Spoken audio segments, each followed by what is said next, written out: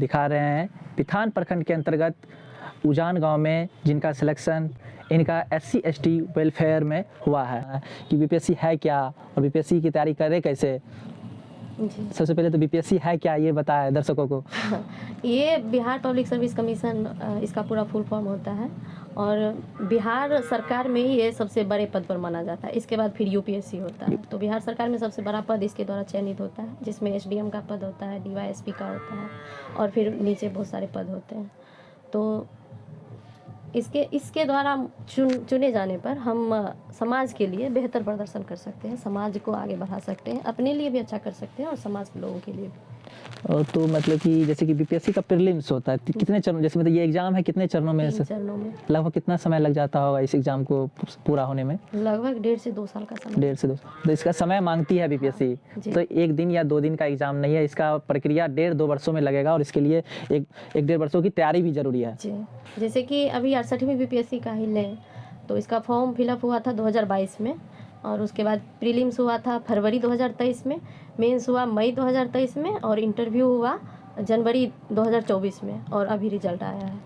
तो prelims mains मतलब कौन कौन सा सब्जेक्ट रहता है, कैसे होगा तैयारी, मतलब प्रीलिम्स कितने मार्क्स का पूछा जाता है, कहाँ से पूछा जाता है प्रीलिम्स के बारे में? प्रीलिम्स 150 नंबर का होता है और अब तो निगेटिव भी है इसमें, तो निगेटिव मार्क्स 1/3 निगेटिव है इसमें।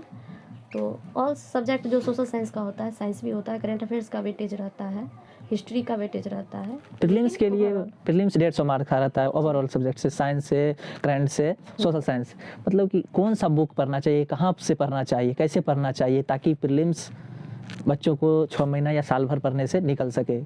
कहाँ? देखिए, कोई शॉर्टकट इसके लिए नहीं कर सकती, कोई एक बुक पढ़ लीजिए हो जाएगा, ऐसा नहीं कर सकते। इसके लिए जड़ से तैयारी करना ज़रूरी है। वैसे NCERT को माना जाता है, तो NCERT शुरू में मुझे समझ में नहीं आता था, तो मैंने प्रीलिम्स का कोर्स ख़रीदा, पढ़ाई की, क्योंकि हमारा बेसिक उतना अच्छा था नहीं। तो पढ़ाई करने के बाद हम NCERT को पढ़े और फिर प्रीलिम्स के लिए जो प्रॉपर बुक था उसकी तैयारी भी की है। आप कौन सा बुक का यूज किए जैसे प्रीलिम्स के लिए? तो मुझे जैसे मैंने दृष्टि का कोर्स ख़रीदा था तो उसमें 8 बुक का एक सेट मिला। वही मटेरियल को यूज किए? उसी मटेरियल को यूज किया। और प्रत्येक महीने उसका मैगजीन भी आता है, घर पे आता है? घर पे आता है। कितना का कोर्स था वही बीपीएससी का जो दृष्टि से लिए थे? हाँ, तो जब हम लिए थे तो वो 20,000 का कोर्स था और 20,000 में ही लिए थे। 20,000 में लिए थे, अब शायद 16,000 सस्ता हो गया है। हाँ, 16,000 का हो गया। तो आप उसी नोट से अपना बीपीएससी प्रीलिम्स पास किए? हाँ। फिर से मेंस के लिए? मेंस के लिए भी हम दृष्टि का ही कोर्स खरीदे थे। रेट उसका ज़्यादा था, लेकिन कंसेशन रेट में 15 अगस्त के दिन लिए थे। मेंस का कोर्स मेंस 16,000। मेंस भी 16,000 में मिल गया। तो मेंस का कोर्स भी 16,000 में खरीदे। तो मेंस में कौन कौन सा सब्जेक्ट आता है, कितने मार्क्स का आता है? ऑप्शनल आपका क्या था? देखिए, 67th मेंस में ऑप्शनल सब्जेक्ट था और वो 300 मार्क्स का। ओवरऑल मेंस की बात करें तो ओवरऑल मेंस 900 मार्क्स का होता है, जिसमें 300 का GS1 होता है, 300 का GS2 होता है और 300 का ऑप्शनल। लेकिन 68वीं बीपीएससी से पैटर्न चेंज हो गया और ऑप्शनल को हटा दिया, ऑब्जेक्टिव कर देगा और ऑप्शनल ऑब्जेक्टिव हो गया, उसका मार्क्स जुड़ता नहीं है। तो अब आ गया है निबंध 300 मार्क्स का। तो अब आसान हो गया अभ्यर्थियों के लिए? नहीं, आसान नहीं कर और टफ हो गया है? टफ हो गया है, क्योंकि निबंध लिखना कहीं ना कहीं ऑप्शनल क्या था ना, जिसका कोई विशेष सब्जेक्ट है, जैसे किसी का मैथ है तो ऑप्शनल में 200 मार्क्स आ जाते थे मैथ वालों को, तो उस समय सब्जेक्ट वाइज कुछ बार्गेनिंग हो जाती थी। लेकिन निबंध लिखना उससे कहीं ज़्यादा टफ है जी। उसके जगह पर निबंध 300 मार्क्स का। और निबंध जो है ना ओवरऑल लोगों का करता है मूल्यांकन, किसी भी बैकग्राउंड से है, किसी भी सब्जेक्ट से है, तो निबंध जब भी आ जाता है तो सब्जेक्ट का वैल्यू नहीं। हाँ, उसे पूरे ओवरऑल नॉलेज होना चाहिए निबंध लिखने के लिए। निबंध में भी 3 प्रकार का होता है, एक मूर्त निबंध था, एक अमूर्त है और एक बिहार से रिलेटेड किसी कहावत पर। इस बार तो था धान या इसे कुछ का था खेत में कहावत पर है, यही खेती उती के बारे में शायद था। बिहार से जैसे कोई टॉपिक दे दिया, जैसे लिट्टी चोखा दे दिया, ऐसे करके कुछ टॉपिक। तो निबंध के लिए तैयारी कहाँ से किए थे? निबंध की तैयारी भी हम दृष्टि IAS से किए थे। सब कुछ मतलब कि आपका दृष्टि IAS नहीं था? हम दृष्टि IAS का प्रचार नहीं कर रहे, लेकिन आप पीछे दृष्टि IAS का आप देख सकते हैं कि बुक भी रखा गया है जी। ये प्रीलिम्स बुक है, ऐसे दृष्टि का प्रचार नहीं किया जा रहा है। मैम मुझसे पढ़ी है तब उनका बोले हैं। निबंध भी महंगा था कि सस्ता था? निबंध का कोर्स एक मतलब क्या कहते हैं उसको, रिकॉर्डेड क्लास था। रिकॉर्डेड क्लास दिव्यकीर्ति सर का था, तो 10,000 का कोर्स था। तो हम 1 जनवरी का ऑफर में लिए तो 50% छूट था, तो 5,000 में मिल गया हमें निबंध का। तो बस अच्छी तैयारी हो गई तो है। यही मतलब जो बच्चे संसाधन के लिए कमी से कहते हैं हम नहीं पढ़ पाएंगे, तो दृष्टि आईएएस 15 अगस्त 26 जनवरी को छूट देती है, उस दिन आप अपना एडमिशन करवा सकते हैं। हाँ, उसमें ले सकते GS1 में कौन कौन सा सब्जेक्ट आता है? हैं। GS1 में 3 सब्जेक्ट है। एक हिस्ट्री है, हिस्ट्री मतलब बिहार का इतिहास और कला संस्कृति। दूसरा करंट अफेयर्स है और इंटरनेशनल रिलेशंस, ये दोनों एक ही टॉपिक है। और इसके बाद सांख्यिकी है, मैथ जिसको Maths। बोलते हैं। हाँ, ये 3 सब्जेक्ट GS1 में आता है। 300 मार्क्स का। हाँ, 300 मार्क्स का। और अगले GS2 में? हाँ, GS2 में रहता है एक पॉलिटिकल साइंस है, इकोनॉमिक्स है, ज्योग्राफी है और एक साइंस एंड टेक होता है GS2 में। जी। जी। तो ये सारा सब्जेक्ट दीपिकृति सर से ही, उन्हीं के वो उनके इंस्टीट्यूशन से, टीचर लोग अलग से टीचर सब पर। अलग अलग थे। हाँ तो ये हो गया आपके लिए, मतलब कि मेंस की तैयारी के लिए। जी। इंटरव्यू की तैयारी बच्चे कैसे करें? कि अपने बारे में जानना, अपनी कैपेसिटी को जानना, उसको लिखना अपनी, जैसे कि वो हमारी हॉबीज़ पूछते हैं, हमारा क्वालिफिकेशंस क्या है। अगर हमने कोई सब्जेक्ट स्पेसिफिक रखा, जैसे इतिहास रखा, तो इतिहास से रिलेटेड सब्जेक्ट ऑप्शनल, जैसे इतिहास रखे तो इतिहास से रिलेटेड कि आप क्यों इतिहास पढ़ रहे हैं। और एक सिविल सर्विस है या एक सिविल सेवक जो है वो इतिहास का यूज कैसे करेगा, तो उस हिसाब से इसमें क्वेश्चन बन जाते हैं। अपने मतलब 3 चीज़ों पर, अपने आप हॉबीज़ पे, और उसके बाद पोस्ट प्रेफरेंस से, और उसके बाद अपना जो सब्जेक्ट है ऑप्शनल उससे, इन तीनों को अच्छे से मतलब आप समस्तीपुर से आते हैं, तो समस्तीपुर पे या सवाल कोई भी थान पे सवाल यहाँ आपसे पूछा गया हो, जो आपके इलाके से कुछ ऐसा सवाल जो आपके बोर्ड के द्वारा इंटरव्यू में पूछा गया हो, जो बताना बोर्ड में समस्तीपुर के लिए कोई सवाल नहीं पूछा गया।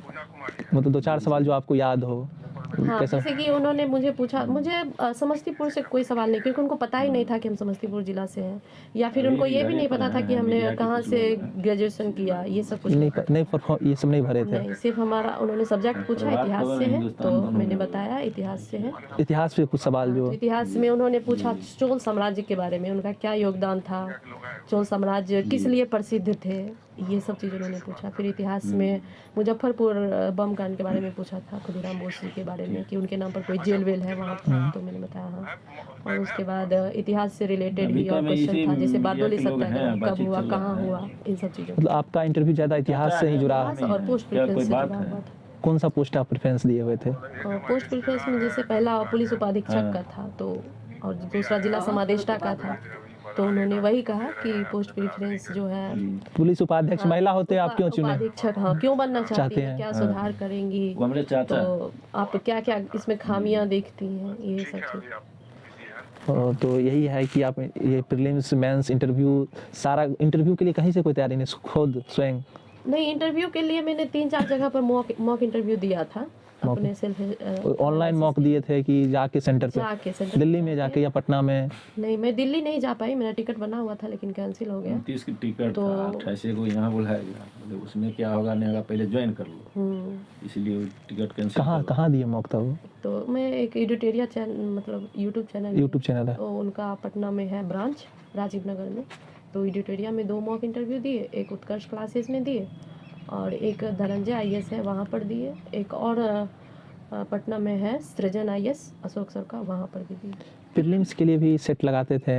हाँ, सेट लगाना ज़रूरी है, क्योंकि अगर रिवीजन जैसे आप कर रहे हैं और सेट नहीं लगाइएगा तो लगेगा कि कुछ ऑफलाइन या ऑनलाइन? ऑफलाइन ही सेट लगाते थे? सेट ऑफलाइन लगाते थे, सारा जो मटेरियल रहता था उसको निकाल के प्रिंट आउट करवा के उसके बाद सेट लगा। मेंस के लिए आंसर राइटिंग कहाँ करते थे, घर पे ही कि कहीं गए थे?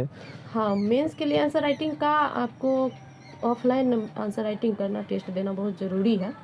तो मैं 1-2 जगह गई थी ऑफलाइन राइटिंग आंसर राइटिंग के लिए, लेकिन टाइमिंग के साथ खुद भी लाइब्रेरी में बैठ के हम खुद लिखते थे। उसको दिखवाते किससे थे, मतलब कैसे उसका चेकअप कौन करते थे, मूल्यांकन? जैसे कि राइटिंग अपने से तो लिख देते थे, लेकिन कोई मूल्यांकन करने वाला होना चाहिए, कितना अच्छा लिख रहे हैं, इसमें क्या सुधार हो सकता है, वो कहाँ से हो पाता था? जैसे कि हम कोर्स खरीदे थे तो उसमें हमें 15 टेस्ट भी दिया गया था फ्री में, तो 15 टेस्ट हमें दिया गया था, तो हम उस 15 टेस्ट को खुद से टाइमिंग के साथ लाइब्रेरी में बैठ के लिखते थे और वो पूरा कॉपी स्कैन करके भेज देते थे उस ऐप पे ही, फिर वहाँ से चेक होके और ऑनलाइन ही आ जाता। ऑनलाइन उसमें कहाँ गलतियाँ हैं वो सब हमें आ जाता। वहाँ नोटिस किया कर दिया जाता था, हाईलाइटेड कि आप यहाँ गलती कर रहे हैं, ये सुधार हो सकता है। से बात करके मैं बहुत अच्छा लगा, आपका बहुत बहुत धन्यवाद।